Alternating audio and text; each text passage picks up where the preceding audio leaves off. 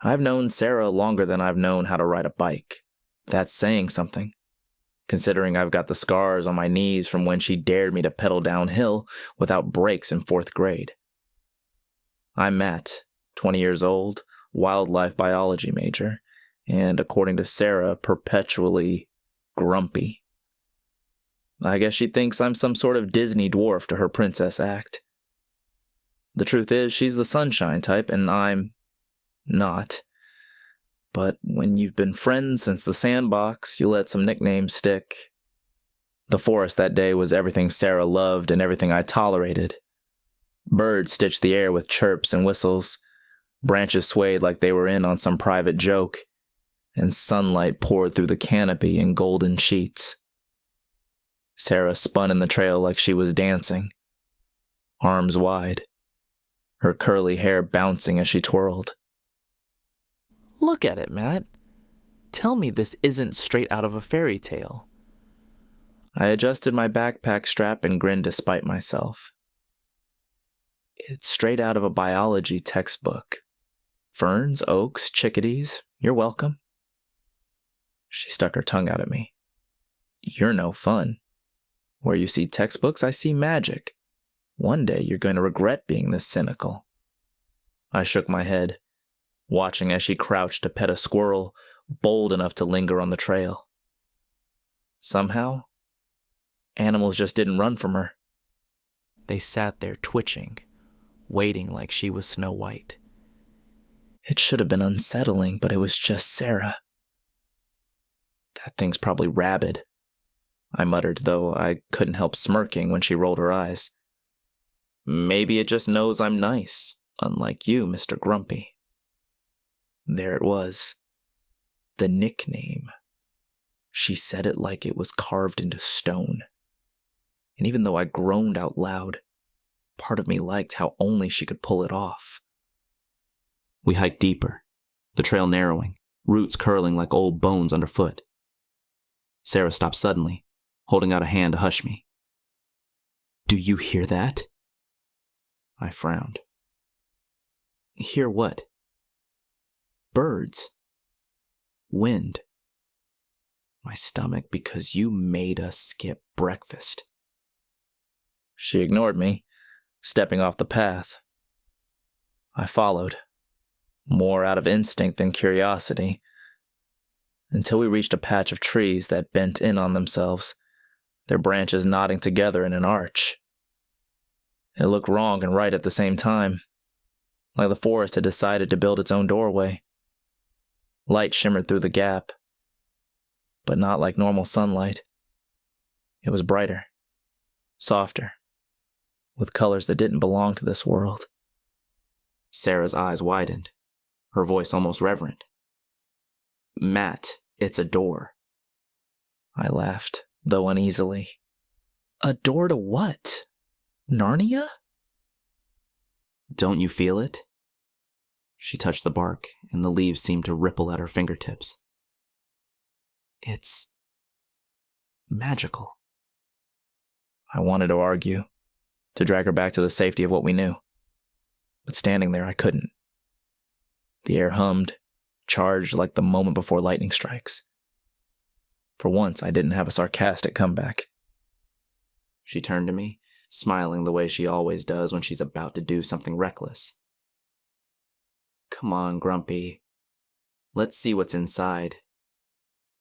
And even though every rational part of me screamed not to, I followed her. Crossing through that strange arch was like stepping into Sarah's daydreams. The air was thicker, sweeter, filled with scents of blooming flowers and damp moss. Light glittered across the branches as if the sun itself had been broken into shards and scattered through the leaves. The forest was alive, more alive than anything I'd ever studied. Birds dipped low to circle Sarah. Foxes peered out from the brush with no fear in their eyes, and vines shifted as if making way for us. Sarah laughed, her voice carrying like it belonged here. Look at this. It's perfect. Like we wandered into a Disney movie. I wanted to argue to remind her that ecosystems didn't work like this, but it felt wrong to ruin her joy. Even I had to admit, the place felt enchanted. No undergrowth snagged at our boots, no insects bit, no mud clung. It was as though the forest itself had prepared a welcome. From behind a tree, a man stepped forward. Or at least, he looked like a man at first. Tall, lean, with wild hair tangled in branches. His coat stitched together from moss and bark. His eyes glimmered green, bright green, and when he smiled it was wide, theatrical, like he was announcing himself to a crowd. "Visitors," he said, bowing so low the crown of leaves in his hair brushed the ground. "I am Velkin, guardian of these woods. Some call me Leshy, though titles are poor replacements for introductions." Sarah's face lit up with wonder. "Velkin, you live here?" He grinned. "I am here as long as the forest is here, and it is here as long as I am. We are one." His hands moved with flourish, and as if on command, a pair of deer stepped out from the thicket, gentle and calm. They bent their heads toward him before wandering close to Sarah. She gasped, stroking their coats as though she'd been chosen by something divine. Sarah extended her hand. He clasped it firmly. "And you are?" Velkin tilted his head. "I'm Sarah, and this is my best friend Grumpy," Sarah said with a laugh. Velkin's eyes lingered on me curiously. Grumpy, then. That doesn't sound quite right. But I'll honor what the lady says. He reached into a pouch woven from vines and drew out 2 braided flower crowns, impossibly fresh and fragrant. With a magician's flair, he placed one on Sarah's head, then rested the other gently against my chest, until I accepted it. "Hospitality is the law of this forest," Velkin said. "Guests are gifts, and gifts must be honored." Sarah beamed, twirling with her crown. "Grumpy, isn't this amazing?" I forced a nod, though the petals felt heavier than they should. Something in Velkin's eyes made me uneasy, like he wasn't just watching us, but weighing us. Velkin guided us deeper into his home. The massive hollowed tree that loomed like a living fortress in the heart of the forest. Its walls pulsed faintly with life, veins of sap glowing in soft amber currents that climbed toward the canopy above. The interior smelled of moss, honey, and wood smoke, and the air seemed warmer than outside, as if the very tree was sheltering us. "Welcome, honored guests," Velkin declared with a theatrical bow, his arms outstretched. His voice rolled like wind through branches, filling every corner of the hall. "My home is your home, as the forest is your family. Tonight you dine as kin of the wild."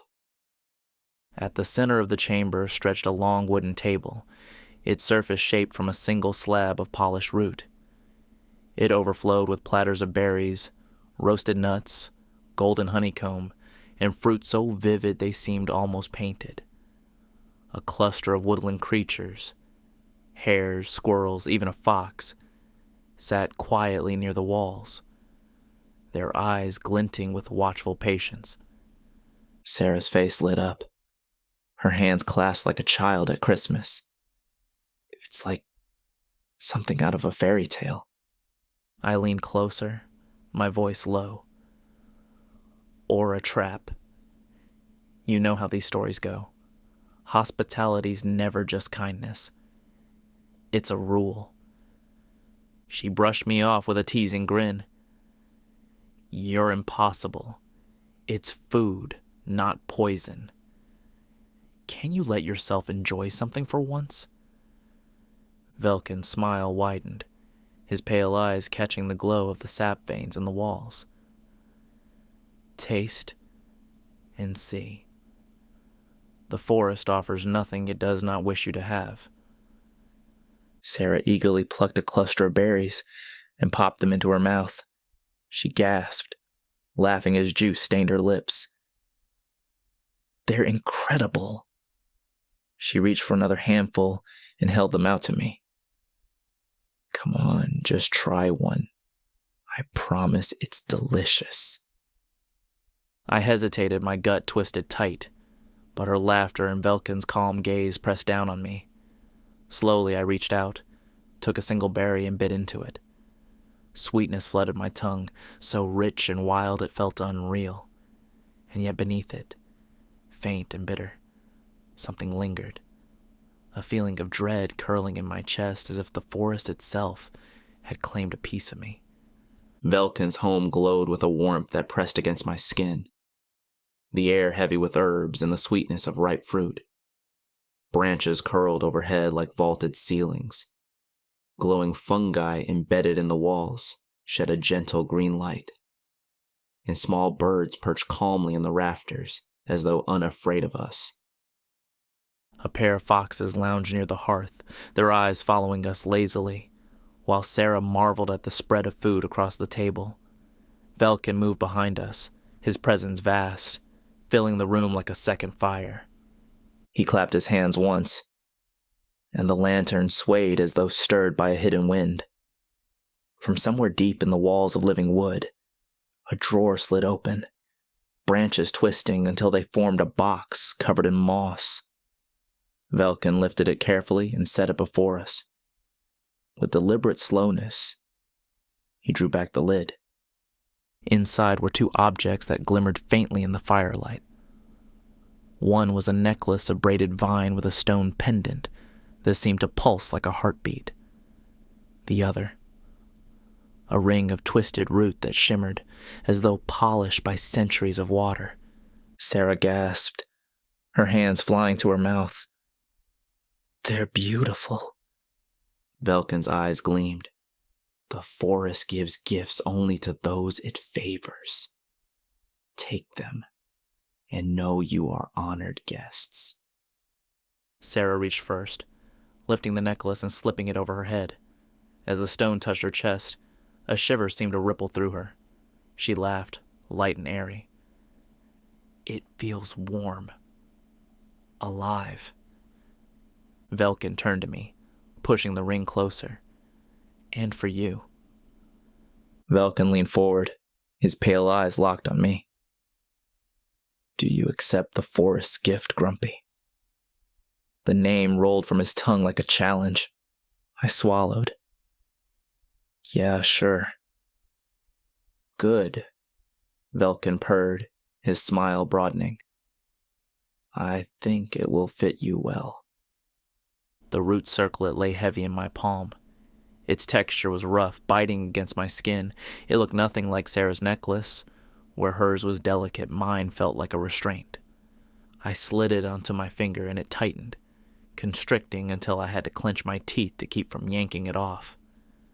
Velkin's grin widened, satisfied. Now you are bound more deeply. The bond of host to guest, sealed by the forest itself. Sarah touched her pendant, beaming. It's like we're part of this place now. I forced a smile, leaning slightly toward her as Velkin busied himself with the box. Sarah, doesn't this feel off to you? Like it's more than just a gift, I whispered. She brushed my arm lightly, her voice low but still carrying that dreamy tone. You worry too much, it's fine. Look at this, Grumpy, it's beautiful. Don't ruin it. I frowned. It's like shackles, Sarah.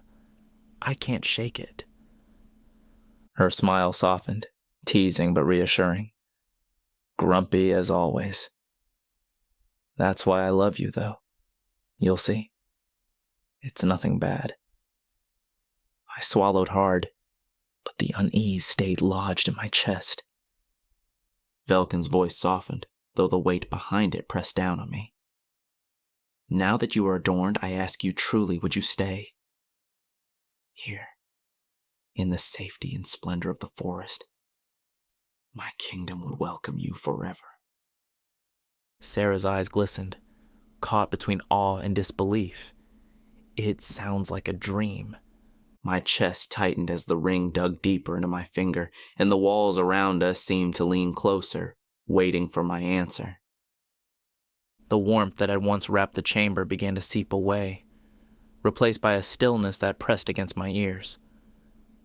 The air felt heavier, damp with the scent of soil and rot. Velkin's grin lingered, but something in his face had changed. The charm softened, and in its place stretched the hint of fangs behind his smile. "I hope my gifts sit well upon you," he murmured, though his voice now carried a rasp, like leaves dragged across stone. His posture slouched, his shoulders jutting forward as if bones and fur threatened to break through the skin. The flickering light within the great tree dimmed, shadows crawling up the roots like veins. Sarah brushed my arm, her ring glimmering faintly. "It's fine. It's just the forest changing moods." She said it with a dreamy smile, as though clinging to her fairy tale. But I saw the shift. Velkin's hands flexed, fingers elongating unnaturally before curling back into place. His eyes, once bright and playful, darkened to a feral gleam. A sound echoed faintly through the halls. Low growls, the shuffle of unseen paws. The attendants had vanished, leaving us alone with him. The banquet table sagged, berries shriveling, their sheen fading to black. I whispered sharply to Sarah. It did not match the firelight. I noticed it first in the corners, where the dark seemed thicker, as though it breathed. Sarah leaned close to me, her voice hushed, trying to smooth the unease she saw building in my face. "He's just different, Grumpy. He's been kind to us. Maybe he's only a little strange." I wanted to believe her, but the air carried a new weight. The laughter from Velkin's lips no longer rang with mirth. It slithered instead, heavy with something hidden. My chest tightened. Every instinct screamed that something was wrong. Still, Sarah clung to her faith in him, whispering that he had given us food, shelter, gifts. She pressed her hand against mine as though that could anchor me. I tried to steady myself, to breathe past the stench of soil and moss that suddenly seemed stronger. Maybe she was right. Maybe I was only being paranoid. My thoughts churned, swinging between relief at her calm words and the gnawing dread that kept rising inside me. When Velkin stepped closer, his eyes gleaming like whetstone, Sarah still forced a soft smile, as if convincing herself more than him. "See, Grumpy? He wouldn't hurt us." She turned toward him, her voice soft but urgent. "Velkin, thank you for your kindness for welcoming us here, but it's time for us to leave now. We've stayed too long." Velkin tilted his head, his expression sharpening into something both playful and possessive. "Leave? Why would you want to leave when you have everything here? Food, shelter, safety. You are mine now, little one, and pets do not wander away." That was when the floor shivered. Roots erupted, thick and coiling, wrapping around her ankles before either of us could move. The wood creaked as they tightened, dragging her down. Sarah gasped, surprise breaking across her face, disbelief laced through it. "Velkin, what are you doing?" she whispered, her voice cracking, still searching for an answer that made sense. Velkin's grin widened. The roots spread higher, binding her legs, curling toward her waist, pulling her tight. I lunged forward, trying to tear them away, but the vines writhed like living muscle, knotting tighter with every tug. Sarah's eyes darted from Velkin back to me, panic finally piercing through her trust. The chamber darkened, the walls seeming to breathe with the forest beyond. Velkin's voice rumbled low, almost tender. You cannot leave, little one. None ever leave. Sarah's eyes were wide with disbelief, her voice breaking. She had trusted Velkin completely, clung to his warmth, but now her trust shattered into panic. Help me! I lunged forward, clawing at the vines, but the roots only tightened, digging into her skin. Splinters drew thin lines of red. My breath came ragged. Sarah shook her head, her voice trembling yet steady. You have to run. Please, save yourself. Promise me you'll come back for me. Velkin stepped closer, his figure warping as antlers jutted from his brow, his teeth glinting sharp and beast-like. He chuckled low, the sound like branches snapping in the night. Ah, the taste of despair. So sweet. The forest does not let go easily. As I don't know your true name, I cannot keep you, little Grumpy. Perhaps I will feed on you instead. Sarah's tears welled, her body bound tight, but her voice cut through. Go. Please. Go. I pressed my forehead to her trapped hand, my own eyes stinging. My mind churned with rage and helplessness, every thought screaming that I should tear Velkin apart, burn this cursed hall to ashes, drag Sarah out even if it meant dying here. Yet my body shook with dread. My throat raw as I whispered, I'll come back, I swear it. No matter what it takes, even if I have to set this forest aflame, I'll come back for you. Velkin's laughter rolled through the chamber, guttural and cruel. From the shadows crawled beasts with glowing eyes, wolves with twisted jaws, deer crowned in blade-like antlers, and pale thralls with empty faces. They advanced, growling, circling me like prey. Velkin leaned back against the living wall, savoring the fear. Run, Grumpy. Run while you can. Let me hear your promise echo as the forest hunts you. Sarah screamed for me, but her voice was swallowed by the forest's roar. My body moved on instinct, driven by a mix of grief and fury. I ran, every step tearing me farther from Sarah, every step driving a blade into my chest, while Velkin's laughter followed like a curse. The instant I tore myself away from Sarah, Velkin's chamber melted into writhing shadow. The floor buckled, stone becoming roots and soil that slithered beneath my boots. Walls stretched into a forest that breathed and shifted, its canopy closing like a coffin lid. The lantern light died, and in its absence, shapes stirred, eyes gleaming, teeth glinting. The air thickened with the stench of rot, moss, and blood, pressing into my lungs until every breath scraped like knives. I ran, heart pounding, but the silence broke in a snarl. Wolves erupted from the brush, their eyes molten fire, jaws slavering. They lunged, snapping at my heels. I fought them off with splintered branches, wood cracking in my hands, forcing one back before another sprang. Panic drove me forward, crashing through roots and thorns until I finally broke free, lungs searing. For a heartbeat, I thought I was clear. Then the forest shifted again. A stag emerged, its hide splitting open to reveal wet muscle and thorn, its antlers jagged like spears. It hurled itself against the trees, ripping bark to splinters. I dove aside as it thundered past, the ground shaking beneath its hooves.